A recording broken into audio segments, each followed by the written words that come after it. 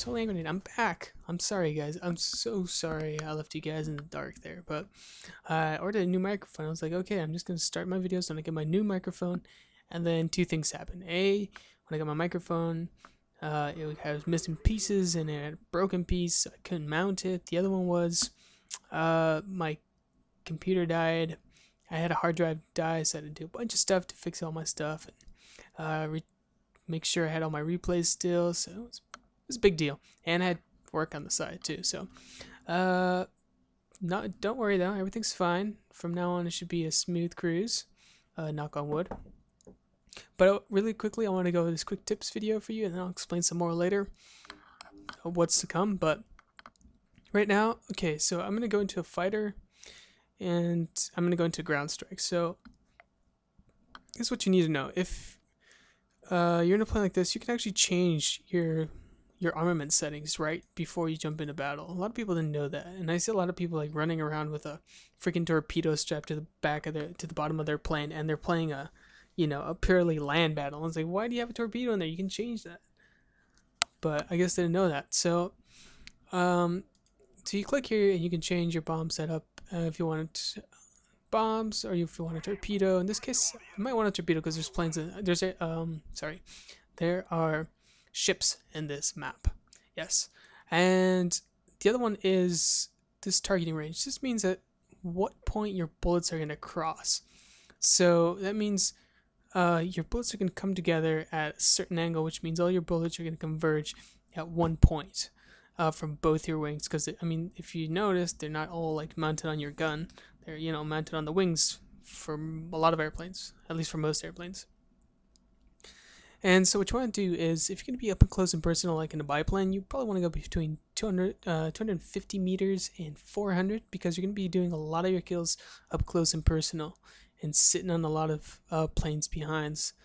But if you're like in a fighter like this one, like my Kitty Hawk, then you probably want to go between 500, 600, and 700. I like to keep it a medium of 600 or sometimes 500 if I know there's a lot of canyons or I'm gonna have targets that are gonna be a lot closer. It just gives me that edge, especially when you're trying to outturn your enemy and you can only get those really quick snapshots. It's good if all the bullets are going in the same direction and meet in the same direction.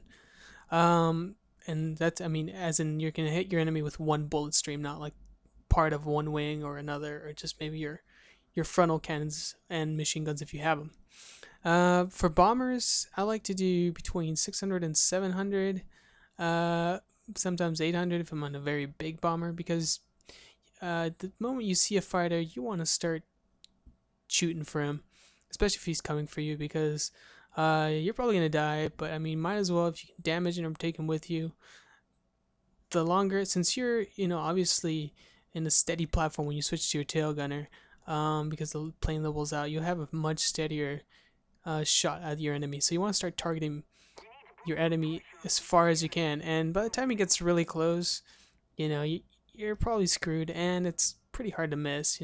They're usually turning, giving you their broadside. So I'd recommend between 700 and 800 for your bomber. So for now, since I'm in the fight, I'm gonna do 600.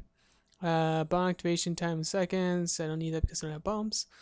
And fuel. I like to keep it to 10 because I'm not really sure if this affects it, but I'm pretty sure it might. That if you have less fuel, your plane is more maneuverable because it weighs less. And I mean, if you're going to be in a bomber and your life expectancy is about 0, or you're going to kamikaze into a ground target, and hopefully not into another plane because I don't condone kamikaze attacks on other planes. But if you do, then I'd say go for the 5 minute fuel time because you're probably gonna not need the rest of that fuel. And for bombers, I mean, 20 minutes, no, not really. I usually land this plane a few times to get repaired, so I'm not really using the 10 minutes, but it's good to have it just in case. So I do 10 minutes or 5.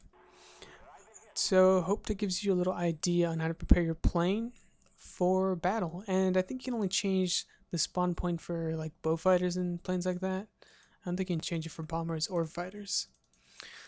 So this is only a grenade, and I'll come back to you later on today or hopefully tomorrow with some more interesting videos. And I got a little cinematic thing going for the British showcase tech tree. Oh, and I'm also getting some more Japanese planes up because I haven't done a lot of those, and another tactics. So there's some good stuff on the way. I promise. Sorry. See, it's been a while. I can't even talk anymore.